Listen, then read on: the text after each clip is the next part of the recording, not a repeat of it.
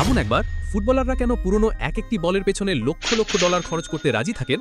এদের মধ্যে অনেক বলই প্রায় ১০০ বছরের পুরনো, এবং কিছু ফুটবল স্টার এগুলোকে বিশাল দামে কেনার জন্য সবসময় তৈরি থাকেন। কিন্তু আধুনিক বলগুলোতে এমন কি সমস্যা আছে যা এগুলোকে পিছিয়ে দিচ্ছে? এক নজরে দেখলে মনে হতে পারে বর্তমানের বলগুলো অনেক বেশি উন্নত এবং আধুনিক প্রযুক্তিতে তৈরি।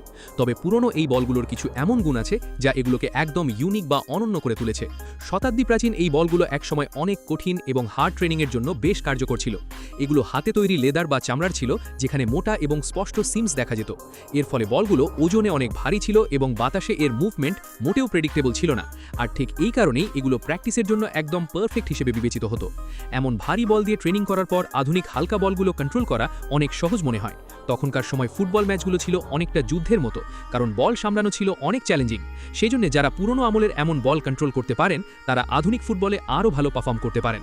ফলাফল হিসেবে সংগ্রাহকরা এই ভিন্টেজ বলগুলো সরাসরি ফুটবল স্টারদের কাছে অনেক সময় কয়েক লক্ষ ডলারে বিক্রি করেন।